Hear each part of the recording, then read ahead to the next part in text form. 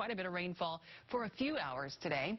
Temperature-wise, we're in the mid-40s for the mountains, right at about 50 degrees in Greenville. Notice lots of rainfall beginning to move across part of the mountains. Asheville picking up on some heavy rain right now. This will gradually move to the south as we go throughout the day, as a cold front does push through right around lunchtime, and then it starts to decrease as we get into, say, 2 or 3 o'clock today, moving south of I-85. Temperature-wise, we're in the mid to upper 50s. This will be the coldest day this week. We start to warm up tomorrow with a chance for thunderstorms. I'll give you the latest on that coming up.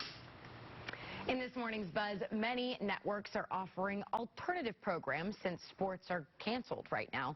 So here are highlights from the Stupid Robot Fighting League. That's what it's called. The group representing the U.S. was called Mishmash.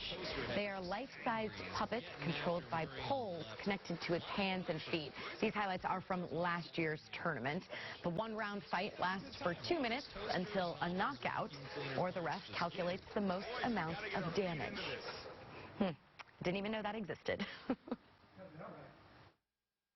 Live, local, breaking news. This is WYFF News 4 today. Well, we have heavy rain today and tomorrow, but we'll be back in the 80s with sunshine later this week. We'll be talking timing coming up. Our nation cannot afford the game of chicken. Senate scramble. Lawmakers race to boost the economy and help Americans struggling during the coronavirus outbreak. And the Tokyo 2020 Olympics could be postponed. Countries beginning to pull their athletes from the summer games.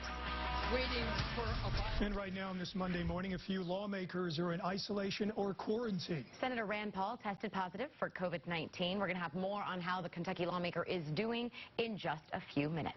Well, good morning. I'm Jeff Hart. And I'm Amanda Crawford. Thanks so much for starting your week with us. We are looking at some rain and fog out there this morning. But, Prella, does it stick around all day? It doesn't, and that's the good news. We'll see it start really in the next few hours, although we've already had some rainfall since midnight.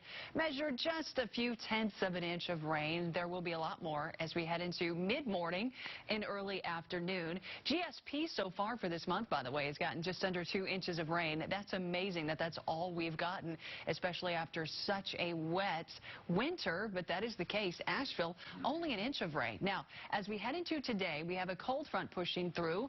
As we head into tomorrow, we have a warm front pushing through. Both of these will give us quite a bit of rain, so we're looking at 1 to 2 inches of rain. So basically more rain than we've gotten the entire month of March will come today and really tomorrow through early Wednesday. Most of the rain right now focused on the mountains. That will start to spread south as we move into mid-morning and early afternoon across the upstate. Temperature-wise, it's the coldest day of the work week. Highs in the mid and upper 50s for the mountains and the upstate as well. Starting tomorrow, we'll jump right back into the 60s with some thunderstorms. We'll get you caught up on that coming up.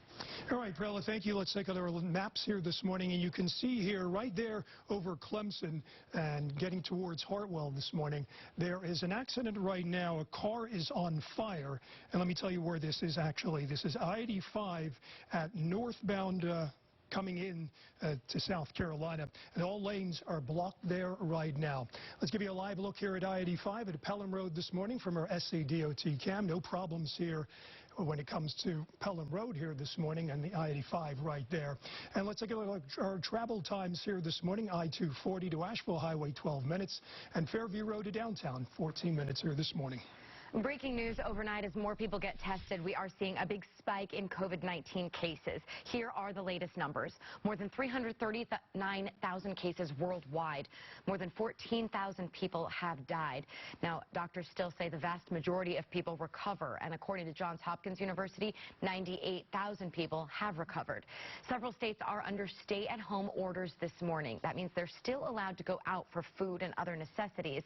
In the U.S., there are more than 34,000 cases, and more than 400 people have died. New developments in the Tokyo 2020 Olympics. Canada and Australia will not participate if the games happen this summer.